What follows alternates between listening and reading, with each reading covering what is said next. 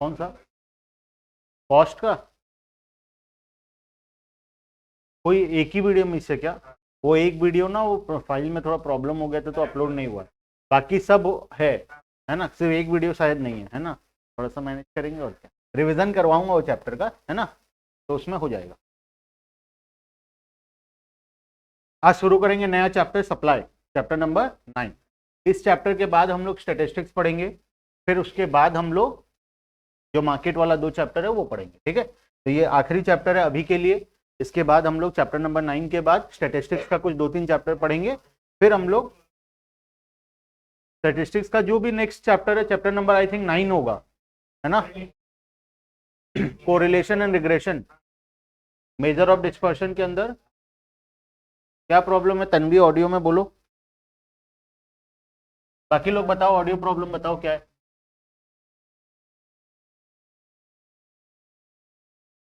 तो audio problem है तो फिर ऐप में भी ऑडियो प्रॉब्लम आएगा ना। माहिर क्लियर है, बाकी लोग बताओ क्या प्रॉब्लम है, ऑडियो में कुछ प्रॉब्लम है।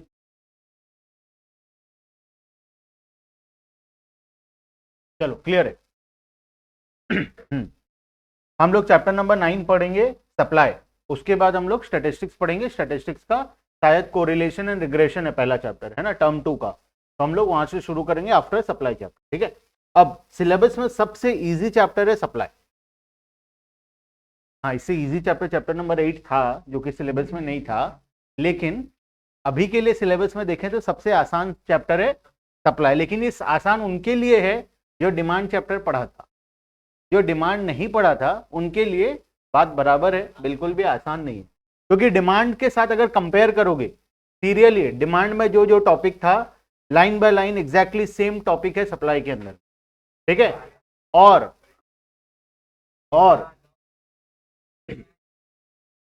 उसके बाद सुन लो, वहां पे जो प्राइस एंड डिमांड का इनडायरेक्ट रिलेशन था, यहां पे प्राइस एंड डिमांड का डायरेक्ट रिलेशन है बस। उसके अलावा डिमांड चैप्टर से एक भी पॉइंट और डिफरेंट नहीं है, सारा पॉइंट सेम है। हाँ, डिटर्मिनेंट्स ऑफ डिमांड, डिमांड में जो होगा और डिटर्मिनेंट्स ऑफ सप्लाई ऑब्वियसली अलग अलग होगा थोड़ा मोड़ा, ठीक है। कुछ छोटा मोटा टॉपिक ऐसा है कि अलग है, लेकिन ओवरऑल कॉन्सेप्ट जो डिमांड का था वही कॉन्सेप्ट है सप्लाई का, ठीक है। डिमांड किसके लिए था? कंज्यूमर के लिए था, जो कि हमारे टर्म 1 के सिलेबस में। सप्लाई किसके पॉइंट ऑफ व्यू से होता है? प्रोड्यूसर के पॉइंट ऑफ व्यू से होता है, मतलब एक बिजनेसमैन के पॉइंट ऑफ व्यू से होता है, ठीक है। ये है हमारे टर्म 2 के अंदर सिलेबस, सप्लाई चैप्टर, ठीक है। चलो शुरू करते हैं। सबसे पहला मीनिंग ऑफ सप्लाई क्या है, बताओ। मीनिंग ऑफ डिमांड क्या था? मीनिंग ऑफ डिमांड कुछ 4-5 पॉइंट था डिमांड के अंदर में। क्या क्या होना चाहिए? विलिंगनेस होना चाहिए, एबिलिटी होना चाहिए, और क्वांटिटी फिक्स होना चाहिए, प्राइस फिक्स होना चाहिए, और टाइम पीरियड डिसाइडेड होना चाहिए। ऐसा कुछ पॉइंट था 3-4। कुछ वैसा ही पॉइंट यहाँ पे भी है। सप्लाई का मीनिंग के अंदर भी कुछ सेम टाइप का पॉइंट है, देखना। Like demand, supply is also expressed as relationship between price and quantity. Before we proceed with the meaning of supply, it is important to understand some special feature. क्या क्या feature है देखना। सबसे पहला, unlimited want नहीं था demand के अंदर में, ठीक है। देखना, सबसे पहला, supply is a desired quantity. Supply is a desired quantity, ठीक है। It indicates only the willingness, that is how much the firm is willing to sell and not how much it actually sells. अब इसका मतलब है, देखो supply का मतलब क्या होता है। मान लो एक शॉप है, शॉप में कोई, मान लो एक बुक स्टोर है, ठीक है। इस बुक स्टोर के अंदर 1000 बुक्स रखा हुआ है। बुक स्टोर के अंदर गैलरी में 1000 ठो बुक सजाया हुआ है, और सब कुछ बेचने के लिए ही सजाया हुआ है, ठीक है। दिन भर में ये दुकानदार काउंटर में बैठ के 10 ठो बुक बेच ले, 10 ठो बुक सेल करता है, ठीक है। दिन भर में 1000 बुक में से 10 ठो कस्टमर आते हैं जो एक एक बुक लेके खरीद के जाते हैं। टोटल बिक्री कितना होता है? तो वो डे का सप्लाई कितना होगा? वो डे का सप्लाई कितना होगा? सप्लाई कितना होगा? 1000 यूनिट होगा, 10 यूनिट होगा, 100 यूनिट होगा, 500 यूनिट होगा। सप्लाई कितना होगा? सप्लाई किसको बोलेंगे? जितना वो बेचा या जितना वो बेचना चाहता था। अच्छा, ये 1000 यूनिट को बुक स्टोर में रखा है, इसका मतलब ऐसा तो नहीं होगा 1000 ऐसे ही रखा है, बेचना सिर्फ 10 ही चाहता था, ऐसा तो नहीं होगा। दुकान में अगर सामान रखा है मतलब वो बेचने के इंटेंशन से ही रखा है, ठीक है। तो यहाँ पे सप्लाई कितने यूनिट का माना जाएगा? 10 यूनिट का सप्लाई माना जाएगा या 1000 यूनिट का सप्लाई माना? सप्लाई यहाँ पे 1000 यूनिट का माना जाएगा। सप्लाई को मतलब नहीं है एक्चुअल में सामान बिका या नहीं बिका, सप्लाई को मतलब है कितना दुकानदार बेचना चाहता था, वो बिके या ना बिके उससे कोई मतलब नहीं, जितना वो बेचना चाहता था वो सारा सप्लाई के अंडर में कैलकुलेट होगा। क्लियर? अब next point, point number 2, supply of a commodity does not compromise the entire stock of the commodity. It indicates that quantity that the firm is willing to bring into the market at a particular price. For example, supply of TV by Samsung in the market is not the total available stock of TV sets. कभी कभार क्या होता है, हमारे पास दुकान में 1000 book है मान लो, लेकिन हम 1000 का 1000 बेचना नहीं चाहते। आज पर्टिकुलर डे में हम लोग 1000 का 1000 बेचना नहीं चाहते, हम चाहते हैं इसमें से 100-200 बुक को बेचें, बाकी बुक हम लोग फ्यूचर में बेचेंगे, आज नहीं बेचेंगे। जैसे कभी कभार स्टॉक्स हम लोग दुकान में हम लोग सामान खरीदते हैं, हमको पता चलता है कि आने वाले दिनों में प्राइस बढ़ने वाला है, तो आज हम लोग सब कुछ बेचना नहीं चाहते। दुकान में सामान है लेकिन हम लोग बेचना नहीं चाहते क्योंकि हमको पता है आने वाले दिनों में क्या होने वाला है, प्राइस बढ़ने वाला है, ठीक है। तो क्या वो सप्लाई के अंडर में काउंट होगा? नहीं होगा। सप्लाई के अंडर में वही यूनिट काउंट होगा जो बिजनेसमैन बेचने के इंटेंशन से रखा है। वो बिकेगा नहीं बिकेगा वो दूर का बात है, दुकानदार का बेचने का मन होना चाहिए। अगर वो बेचने के लिए रेडी है, प्राइस बताए और उस प्राइस पे वो बेचने के लिए रेडी है, मतलब वो सप्लाई के अंडर में कैलकुलेट होगा, ठीक है। अगर वो बेचने के लिए रेडी नहीं है मतलब वो सप्लाई के अंडर में कैलकुलेट नहीं होगा, ठीक है। देखो, it is the quantity which Samsung is willing to bring into the market for cell.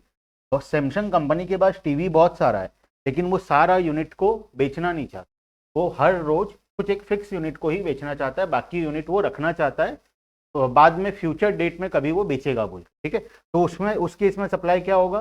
Supply जितना यूनिट वो बेचना चाहता है सिर्फ उतना ही यूनिट सप्लाई होगा, जितना अवेलेबल है वो सप्लाई नहीं काउंट होगा, ठीक है। नेक्स्ट, ठीक है, supply is always expressed with reference to price. Obviously price होना चाहिए, एक प्रोडक्ट का प्राइस डिसाइडेड होना चाहिए, जैसे डिमांड के केस में था प्राइस डिसाइडेड होना चाहिए, वैसे सप्लाई के केस में भी प्राइस डिसाइडेड होना चाहिए। Just like demand, supply of a commodity is always at a price because with the change in price the quantity supplied may also change, ठीक है। आखिरी point, supply is always with respect to a period of time. Demand में भी था एक particular period of time के हिसाब से हम लोग कैलकुलेट करेंगे, डिमांड में भी था पीरियड ऑफ टाइम फिक्स होना चाहिए। Supply is the quantity which a firm is willing to supply during a specific period of time, चाहे वो एक दिन हो, एक वीक हो, एक मंथ हो या एक ईयर हो या कुछ भी, ठीक है। नेक्स्ट, अब आते हैं सप्लाई का डेफिनेशन, इसको मार्क कर लेना डेफिनेशन को। Supply refers to quantity of a commodity that a firm is willing and able to offer for cell.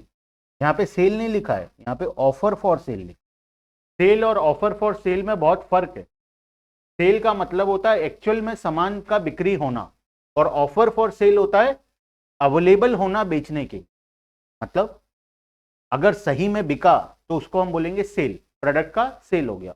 Offer for cell किसको बोलेंगे? मैं 100 यूनिट लाया था बेचने के लिए, वो बिका या नहीं बिका, मैं सब कुछ बेचने के लिए लाया था, दुकान में सजाया भी हूँ बेचने के लिए, तो वो ऑफर है, ऑफर फॉर सेल है। मैं सब जो आ रहा है उसको प्राइस बता रहा हूँ, अब वो खरीदे या ना खरीदे, मैं बेचने के लिए तैयार हूँ। तो यहाँ पे इसीलिए आता है डेफिनेशन के अंदर ऑफर फॉर सेल। एक्चुअल में कितना बिका नहीं बिका उससे हमको कोई मतलब नहीं है, जितना बेचने के लिए दुकानदार रेडी है वो होगा सप्लाई, ठीक है। At a given price during a given period of time, जितना विलिंगनेस है बेचने का, जितना एबिलिटी है बेचने का। विलिंगनेस भी होना चाहिए, एबिलिटी भी होना चाहिए। बेचने का मन तो बहुत है लेकिन एबिलिटी नहीं है उतना सामान बेचने का, उतना रिक्वायर्ड इंफ्रास्ट्रक्चर नहीं है हमारे पास। मेरा मन है कि मैं 1000 बुक बेचूं दिन में, लेकिन मेरे दुकान में उतना स्टॉक ही नहीं है बुक का, मेरा एबिलिटी उतना बड़ा, उतना सारे बुक का स्टॉक को मेंटेन करने का, उतने सारे बुक को कस्टमर्स को बुलाने का, उतने सारे कस्टमर्स को बुक दिखाने का वो एबिलिटी ही नहीं है। ठीक है। तो विलिंगनेस और एबिलिटी दोनों होना चाहिए, बेचने का मन भी होना चाहिए और बेचने के लिए हम लोग कैपेबल भी होना चाहिए। जैसे डिमांड में था, विलिंगनेस और एबिलिटी दोनों होना चाहिए। वहां पे एबिलिटी का मतलब था हमारे पॉकेट में पैसा होना चाहिए, यहाँ पे एबिलिटी का मतलब है बेचने के लिए जो जो चीज चाहिए वो सारा चीज हमारे पास होना चाहिए। ऐसे तो सामान बिकेगा नहीं, दुकान लेना पड़ेगा, दुकान में बुक को सजाना पड़ेगा, तब कस्टमर आएगा तो उसको बुला के बुक को दिखाना पड़ेगा, समझाना पड़ेगा, तब वो खरीदेगा। तो वो एबिलिटी यहाँ पे होना चाहिए, ठीक है। तो विलिंगनेस भी होना चाहिए, एबिलिटी भी होना चाहिए, तब वो माना जाएगा सप्लाई, ठीक है। हाँ, स्टॉक होना चाहिए प्रतीक। चलो नेक्स्ट। अब यहां से आता है पूरा का पूरा कॉमन पार्ट, बहुत सारा कॉमन पार्ट जो डिमांड चैप्टर में और सप्लाई चैप्टर में कॉमन, जैसे कि individual supply and market supply. हम वहां पे क्या पढ़े थे? Individual demand and market demand. Individual demand क्या था? किसी एक पर्टिकुलर इंसान का डिमांड, उसको बोलते थे इंडिविजुअल डिमांड। और मार्केट डिमांड किसको बोलते थे? पर्टिकुलर ग्रुप ऑफ पीपल का या पर्टिकुलर एक मार्केट का डिमांड को, हर एक इंसान का डिमांड को टोटल कर देंगे तो क्या बन जाता था? Market demand. एग्जैक्टली सेम है इंडिविजुअल सप्लाई, किसी एक दुकान का सप्लाई, और मार्केट सप्लाई मतलब एक पर्टिकुलर मार्केट में जितने भी दुकानदार हैं सभी का सप्लाई को हम टोटल कर देंगे तो वो क्या बन जाएगा? मार्केट सप्लाई बन जाएगा, ठीक है। चलो, तो अब ये वाला पढ़ो।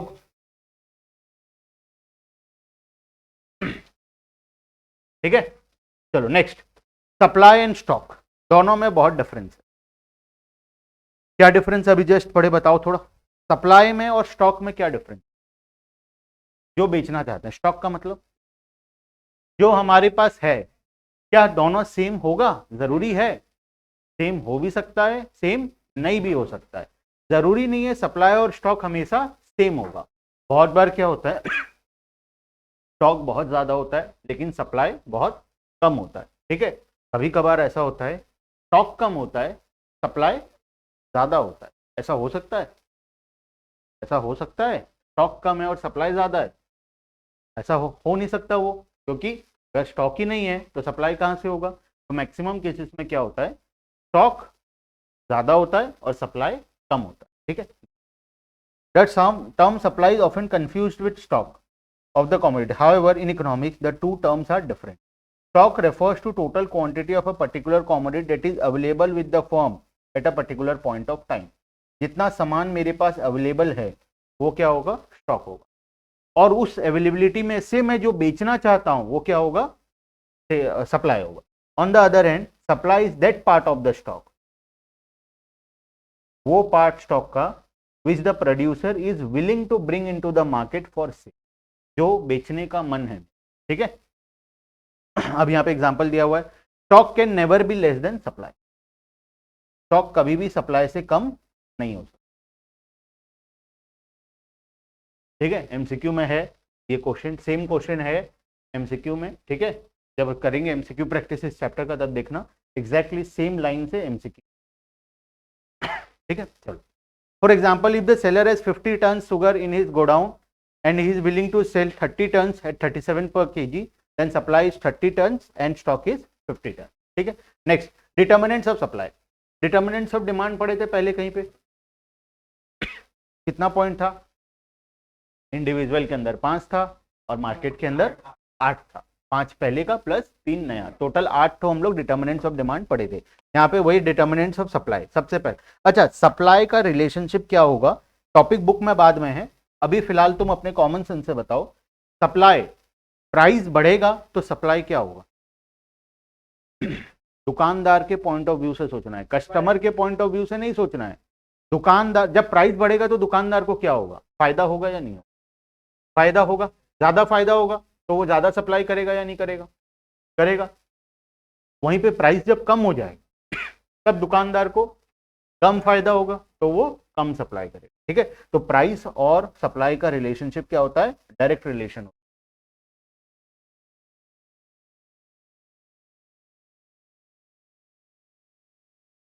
पुराना रेट में खरीदा होगा,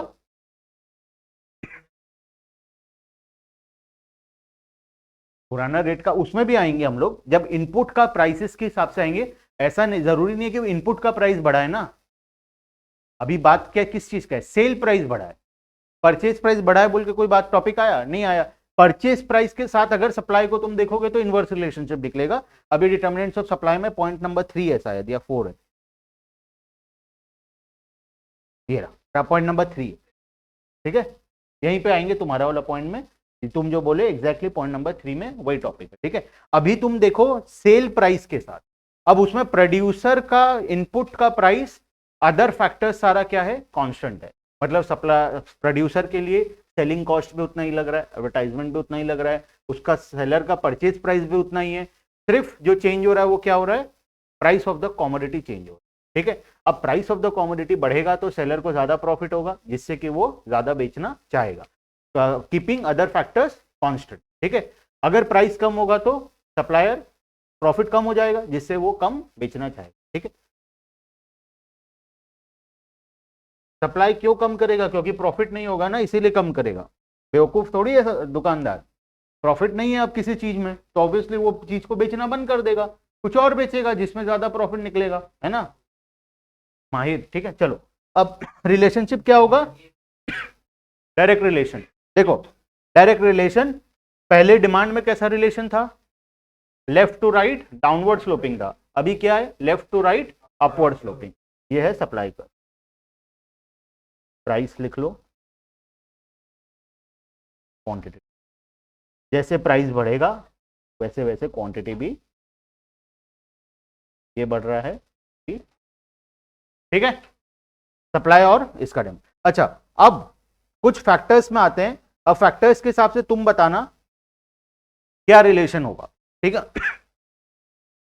जब हम ध्यान रखना हमेशा, जब हम फर्स्ट पॉइंट पढ़ रहे हैं, जब हम फर्स्ट पॉइंट पढ़ रहे हैं इसका मतलब है बाकी सारा फैक्टर कांस्टेंट है, सिर्फ कौन चेंज होगा, price of the given commodity change होगा।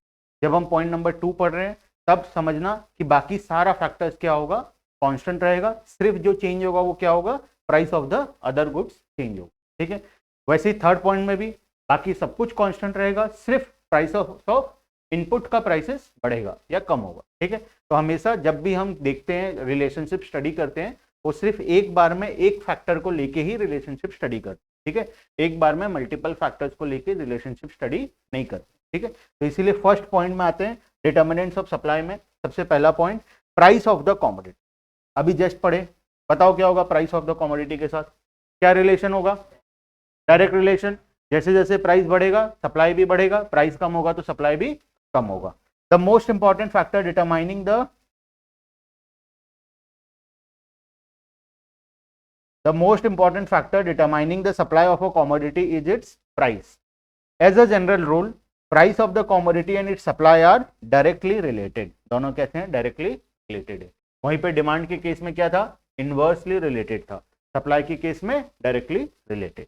It means as price increases the quantity supplied of a given commodity also rises and vice versa. It happens because at higher prices there are greater chance of making profit.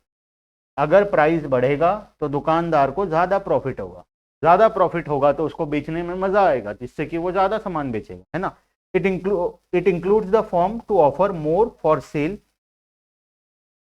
ये आधा में statement खत्म हो गया, हमको इसका need भी नहीं है, हम यहां तक भी लिख सकते, इतना ही लिख लें तो बहुत है, ठीक है, ठीक है ना, देख लेंगे क्या दिख। Next point number 2, prices of other goods, prices of other goods, demand में क्या था, ये वाले पॉइंट में डिमांड का डिटर्मिनेंट्स ऑफ डिमांड में पॉइंट नंबर 2 क्या था, price of the related commodity, जिसमें सब्सटीट्यूट और कॉम्प्लीमेंट्री था। अब यहाँ पे price of the other goods, ठीक है, increase in the price of other goods makes them more profitable in comparison to the given commodity. Obvious सा बात है, अगर मेरे पास दो गुड्स है, मैं 2 गुड्स बेचता हूँ, एक गुड्स का प्राइस बढ़ जाएगा, दूसरे का कांस्टेंट रहेगा, तो मैं कस्टमर आएगा तो कोशिश करूंगा कि वो दूसरा सामान खरीदे जिसका प्राइसेस इंक्रीज हो चुका है, क्योंकि उस पर प्रॉफिट मार्जिन मेरा ज्यादा होगा, ठीक है। As a result the firm shifts its limited resources from production of a given commodity to production of the other goods. For example, increase in the price of other goods, say wheat, will induce the farmer to use land for cultivation of wheat in place of a given commodity, say rice। एक example हम भी ले लेते हैं छोटा सा, मान लो मेरे पास एक मशीन है जो 2 चीज बना सकता है, कपड़ा बनाने का मशीन है जो शर्ट और टी शर्ट दोनों बना सकता है, ठीक है, एक मशीन है, दोनों चीज, वो सिंगल मशीन दोनों चीज को बनाता है। ठीक है, इसका प्राइस था 100 रुपए पहले, इसका भी था 100 रुपए। ठीक है, प्राइस था 100 रुपए शर्ट का, और टी शर्ट का भी प्राइस था 100 रुपए। अब मान लो, तो मैं क्या करता था, 50% मतलब 1000 यूनिट शर्ट का बनाता था, 1000 यूनिट टी शर्ट का बनाता। ठीक है, अब मान लेते हैं प्राइस ऑफ शर्ट इंक्रीज हो गया, 100 से कितना हो गया, 200। ठीक है, लेकिन टी शर्ट का प्राइस अभी भी कांस्टेंट है, कितना है, 100 है। ठीक है, अब बताओ मैं क्या करूंगा। अब ऑब्वियस सा बात है, मैं शर्ट का प्रोडक्शन ज्यादा करूंगा क्योंकि उससे मेरे को ज्यादा प्रॉफिट होगा। तो मैं अपना जो बिजनेस मॉडल है उसको 50-50 के जगह क्या करूंगा, इसको हटा दूंगा और मैक्सिमम चीज कहाँ शिफ्ट कर दूंगा, शर्ट बनाने में शिफ्ट कर। ठीक है, अब मेरा मैक्सिमम प्रोडक्शन किस चीज का होगा, शर्ट का होगा। वैसे ही हर दुकानदार यही करता है, जब वो मल्टीपल प्रोडक्ट बेचता है, किसी और प्रोडक्ट का अगर प्राइस इंक्रीज हो जाए तो वो अपना सारा टाइम, सारा रिसोर्सेस दूसरे प्रोडक्ट जिसका प्राइस इंक्रीज हो गया है उसको बनाने में, उसको बेचने में लगाता है, ना कि जिसका प्राइस कांस्टेंट। ठीक है, क्लियर है। अब नेक्स्ट है price of factors of production और इनपुट।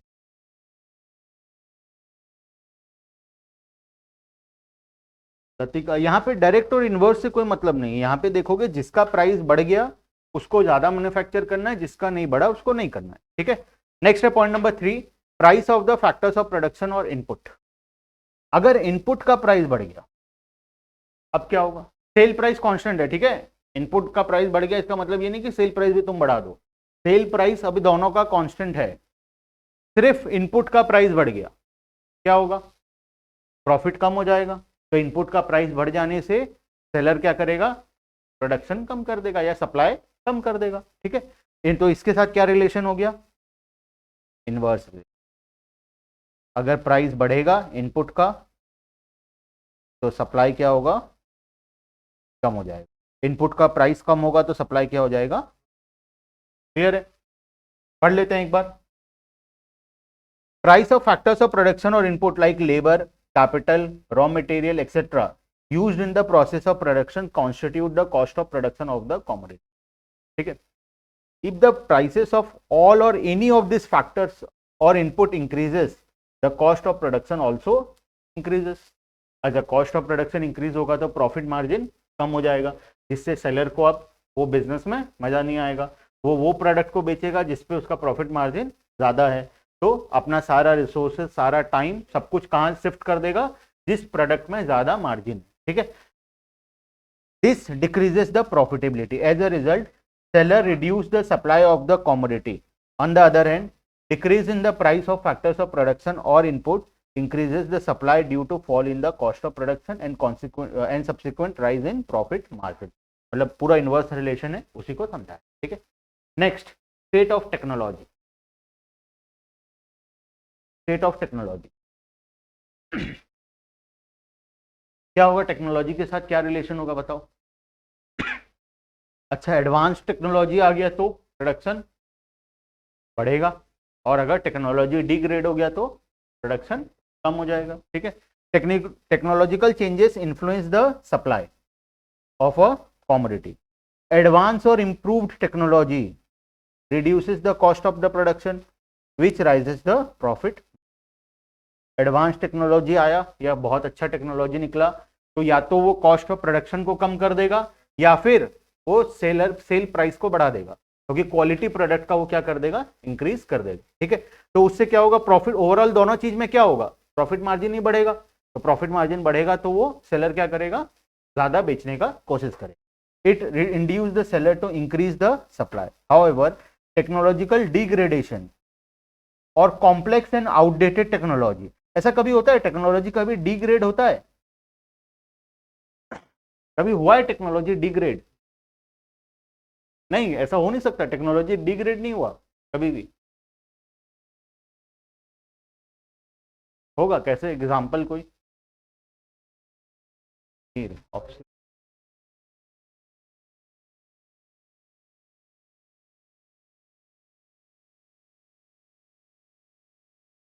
नहीं, इतना टेक्निकल मेरे को नहीं समझ में आएगा क्या है स्नैपड्रैगन? स्नैपड्रैगन और क्या क्या बोल रहे हो मेरे को मतलब अच्छा है स्नैपड्रैगन की नहीं है? अच्छा होता है।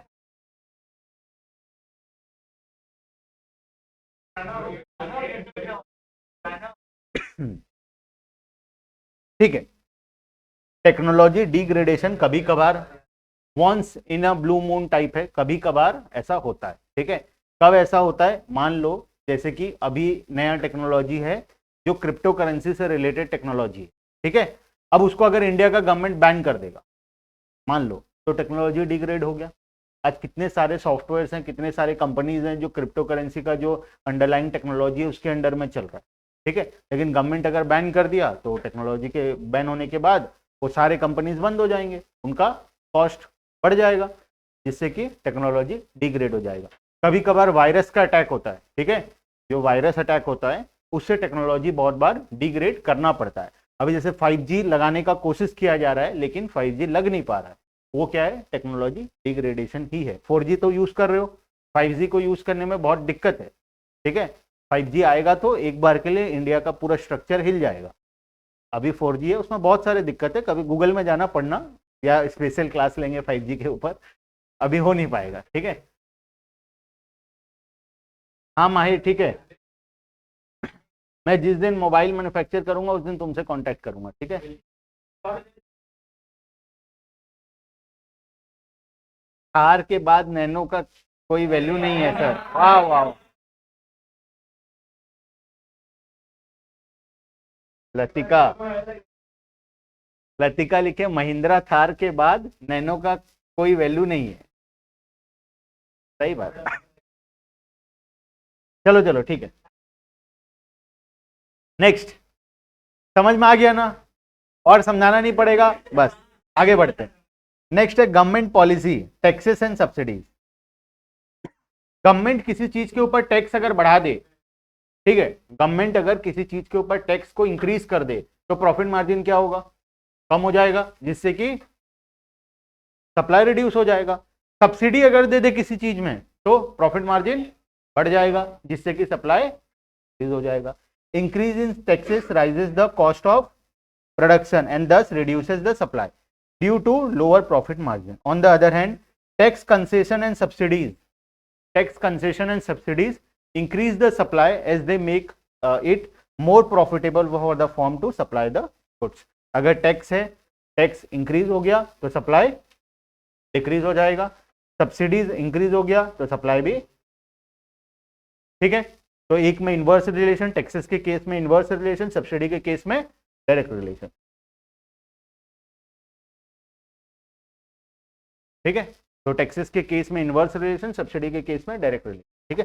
Next, goals objective of the form. Point number 6, goals and objective of the form. ये नया पॉइंट है। वहां पे 5 पॉइंट था, यहाँ पे 6 पॉइंट है। ठीक है। तो एक पॉइंट यहाँ पे एक्स्ट्रा है। Generally supply of a commodity increases only at higher prices at it fulfils the objective of profit maximisation. However, with change in trend, some firms are willing to supply more even at those prices which do not maximize their profit. The objective of such firm is to capture extensive market and to enhance their status and prestige. कभी कभार क्या होता है, ये कभी कभार होता है ऐसा, फर्म प्रॉफिट के अलावा कुछ दूसरा ऑब्जेक्टिव्स अचीव करने का कोशिश, जैसे कि वो चाहता है फेमस हो, वो चाहता है उसका प्रोडक्ट को हर कोई यूज करे, ऐसा कुछ अगर ऑब्जेक्टिव है तो प्राइसेस बढ़ने के बाद या प्राइसेस कम होने से भी वो सप्लाई को क्या कर देता है? इंक्रीज कर देता है। ठीक है। जैसे जियो किया था स्टार्टिंग में। ठीक है। जियो किया था, और बहुत सारे चैरिटेबल कंपनीज भी करते हैं। चैरिटेबल तो बोलने के लिए होता है, लेकिन बहुत सारे कंपनीज भी ऐसा करते हैं कि प्राइस कम होने के बाद सप्लाई को इंक्रीज कर देते हैं। ठीक है। तो वो सारे केसेस में क्या होता है, सप्लाई अगर गोल्स एंड ऑब्जेक्टिव फॉर्म का कुछ और है, प्रॉफिट मैक्सिमाइजेशन को छोड़ के कुछ और ऑब्जेक्टिव है गोल अगर फॉर्म का, तो उस केस में ऐसा हो सकता है कि प्राइसेस कम होने के बाद भी सप्लाई बढ़ जाए या प्राइसेस बढ़ने के बाद भी सप्लाई कम हो जाए। ठीक है। तो ये कब होता है? स्पेशल केसेस में होता है, अगर गोल्स एंड ऑब्जेक्टिव क्या है अदर देन प्रॉफिट मैक्सिमाइजेशन।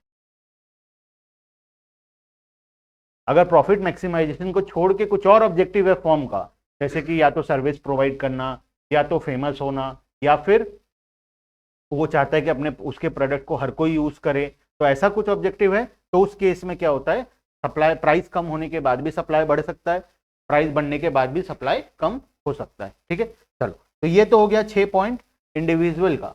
अब कुछ पॉइंट है मार्केट का, देखना, डिटर्मिनेंट्स ऑफ मार्केट सप्लाई। हाँ, इसमें पूरा 9 है मार्केट सप्लाई। देखो, market supply is influenced by all the factors affecting individual supply. मतलब इंडिविजुअल का 6 तो होगा ही होगा, इंडिविजुअल का 6 फैक्टर तो होगा ही होगा, प्लस साथ में एक्स्ट्रा कितना फैक्टर होगा, 3, तो टोटल 9 फैक्टर। किसके केस में, मार्केट के केस में। फर्स्ट फैक्टर देखते हैं, number of forms in the market.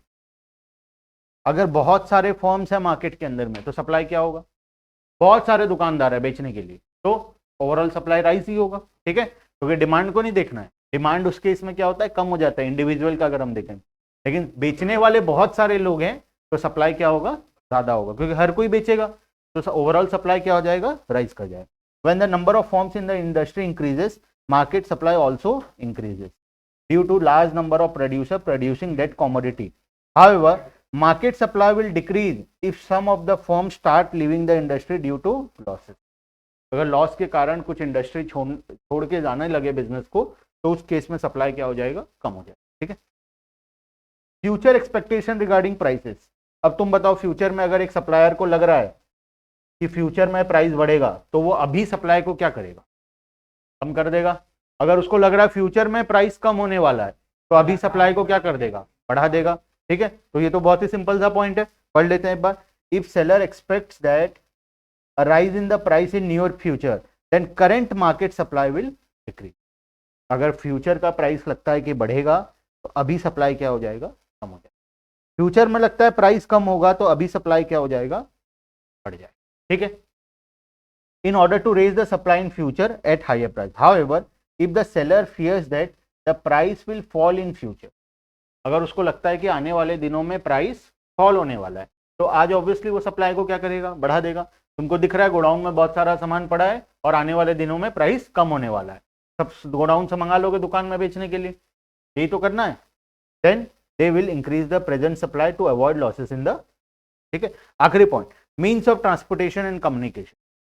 Proper infrastructural facility or development, improvement in means of transportation and communication help in maintaining the adequate supply of the commodity। General सा point है, अगर overall बाकी services अच्छे होंगे, train का connectivity अच्छा होगा, road का कनेक्टिविटी अच्छा होगा, कम्युनिकेशन फैसिलिटी अच्छा होगा, तो ओवरऑल सप्लाई क्या होगा, राइज होगा। ठीक है, अगर ये सारे फैसिलिटीज अच्छे नहीं होंगे, तो ऑब्वियसली सप्लाई क्या हो जाएगा, रिड्यूस हो जाएगा। जैसे कि एग्जांपल लेते हैं इसके लिए, अगर होम डिलीवरी बंद हो जाए बरगढ़ में, ये जो फ्लिपकार्ट अमेजोन वाले घर घर जाके डिलीवरी दे रहे हैं, आज के दिन में छोटे छोटे गांवों में झोपड़पट्टी के अंदर जाके वो लोग डिलीवरी करके आ रहे हैं, सब हो रहा है या नहीं हो रहा है, जहां तक इंसान नहीं पहुंच पा रहा है वहां तक डिलीवरी बॉय पहुंच जा रहा है, कैसे ना कैसे करके। ठीक है, वो बारिश में पानी में तैर के पहुंच जा रहा है, लेकिन उसको सामान डिलीवर करना ही है, कैसे भी करके वो डिलीवरी देगा। ठीक है, तो वो लोग वहां तक पहुंच जा रहे हैं। अगर मान लो ये सब नहीं होता, तो ओवरऑल इतने सारे प्रोडक्ट जो आज बरगढ़ में लोग मंगा रहे हैं और यूज कर रहे हैं, क्या उतना कर पाते, नहीं कर पाते। तो ओवरऑल सप्लाई क्या हो गया, communication facility, transportation facility, courier facility, insurance facility, ये सारा अच्छा होने के कारण ओवरऑल सप्लाई मार्केट में इंक्रीज हो। ठीक है, और अगर ये सारे फैसिलिटीज नहीं होंगे, तो सप्लाई ओवरऑल क्या हो जाएगा, कम हो जाएगा। क्लियर। नेक्स्ट है सप्लाई फंक्शन। सप्लाई फंक्शन क्या होगा, सप्लाई फंक्शन, डिमांड फंक्शन क्या होता है, जितने फैक्टर्स अफेक्टिंग डिमांड है सबको क्या कर देंगे हम लोग, एक फंक्शन के अंदर में ले आएंगे। ठीक है, उसको बोलते थे हम लोग डिमांड फंक्शन। एग्जैक्टली सेम है सप्लाई फंक्शन, जितने सारे फैक्टर्स सप्लाई को अफेक्ट करते हैं, वो सभी का हम अगर एक फंक्शन बना लें, तो उसको बोलेंगे हम लोग सप्लाई फंक्शन। ठीक है, अब फंक्शन क्या होता है, फंक्शन क्या होता है, मैथ्स में एक एग्जांपल दो, फंक्शन चैप्टर पढ़ते आ रहे हो क्लास 7 से, हर बार चैप्टर नंबर 2 होता है या नहीं होता है, फंक्शन क्या होता है बताओ, एक एग्जांपल फंक्शन का, y इक्वल्स टू, हाँ ये एक फंक्शन है। ठीक है, इसमें 2 वेरिएबल है, कौन डिपेंडेंट है कौन इंडिपेंडेंट है, x इंडिपेंडेंट है, y डिपेंडेंट। ठीक है, एक्स इंडिपेंडेंट है और वाई डिपेंडेंट, ठीक है। तो कभी कभार हम ऐसा भी लिखते हैं ना, y equals to function of X, लिखते हैं ना y equals to F X, यही चीज है यहाँ पे भी फंक्शन एग्जैक्टली वही आएगा। देखो supply equals to function of all the factors, जितने भी फैक्टर्स हैं सभी को हम लोग क्या ले लेंगे, फंक्शन के अंदर में ले लेंगे, ठीक है। देखो supply function shows the functional relationship between quantity supplied for a particular commodity and the factors influencing it। कितना क्वांटिटी सप्लाई होगा, ये क्या है, डिपेंडेंट है या इंडिपेंडेंट है, क्वांटिटी सप्लाइड डिपेंडेंट है या इंडिपेंडेंट है, डिपेंडेंट है। ये किसके ऊपर डिपेंड करता है, ये बाकी फैक्टर्स के ऊपर डिपेंड करता है ना। तो क्वांटिटी सप्लाइड यहाँ पे क्या है हमारा, y है, मतलब ये क्या है, डिपेंडेंट वेरिएबल है, और फैक्टर्स इन्फ्लुएंसिंग इट, ये क्या है, x है, मतलब ये इंडिपेंडेंट, ठीक है। तो जब दोनों को मिला के जब हम एक फंक्शन बनाएंगे तो उसको हम लोग बोलेंगे सप्लाई, ठीक है। It can be either with respect to one producer और all the producer in the market. Individual का बनाएंगे तो सिर्फ 6 फैक्टर को लेंगे, मार्केट का बनाएंगे तो पूरे के पूरे 9 फैक्टर्स को हम लोग कंसिडर करेंगे, ठीक है। चलो अब ये रहा मार्केट सप्लाई फंक्शन भी यही है। Market supply function refers to functional relationship between market supply and factors affecting market supply. Factors कितने तो हैं, 6 + 3 इक्वल्स टू 9 फैक्टर्स हैं, 1 2 3 4 5 6 7 8 9, ठीक है, 9 के 9 फैक्टर है। इंडिविजुअल के केस में कितने थे, 6 फैक्टर्स थे, 1 2 3 4 5, क्लियर है। अब आगे सप्लाई शेड्यूल, सप्लाई शेड्यूल अभी बहुत टाइम बाकी है, 18 मिनट पूरा बाकी है, 18 मिनट। क्या तो क्या हुआ, एक्यूरेट 5 बजे खत्म करेंगे, क्या दिक्कत, नहीं नहीं। चलो supply schedule, supply schedule, supply schedule, हाँ ठीक है, सप्लाई शेड्यूल खाली खत्म करेंगे बस आज, बस हम लोग सप्लाई शेड्यूल खत्म करेंगे, हो गया। चलो नहीं, सप्लाई शेड्यूल, चलो सप्लाई शेड्यूल, अच्छा तुम बता दो डिमांड शेड्यूल क्या होता है, सही सही वो तुम ही बताओगे, तुम बता दे तो छुट्टी। हाँ तुम देख लो, सबका किस्मत उसके ऊपर डिपेंड करता है। अगर तुम नहीं पीछे, नहीं देख के क्या बताना, अगर तुम डिमांड शेड्यूल सही बता दिए बोर्ड को देख के भी, तो आज सबका छुट्टी, देख लो तुम्हारा किस्मत उसके ऊपर है। अगर नहीं बता पाया तो सब मिलके पिटना उसको, ठीक है। चलो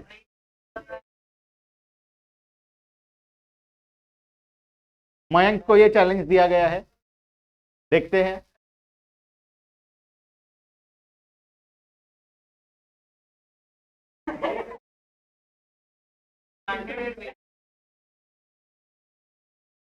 तो ये तो डिमांड रुको यार, रुको, अभी इंडिविजुअल और मार्केट बाकी है।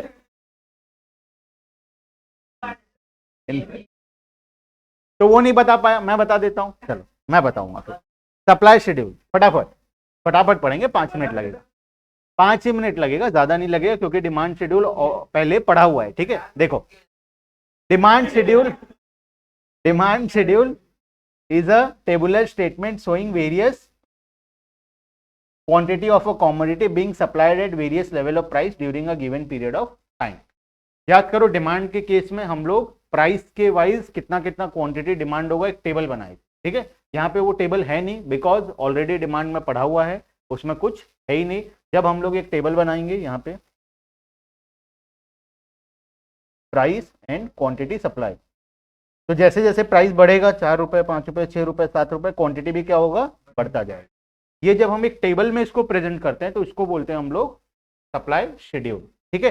जब इसी को ग्राफ में प्रेजेंट करेंगे तब क्या होगा, उसको क्या बोलेंगे, कर्व, ठीक है। अभी जैसे इसको शेड्यूल बोल रहे हैं, शेड्यूल टेबल को बोलते हैं, जब सेम चीज को हम ग्राफ में बना देंगे उसको क्या बोलेंगे, सप्लाई कर्व, ठीक है। अब इसके अंदर 2 टॉपिक आता है, एक होता है इंडिविजुअल सप्लाई शेड्यूल, दूसरा होता है मार्केट सप्लाई शेड्यूल।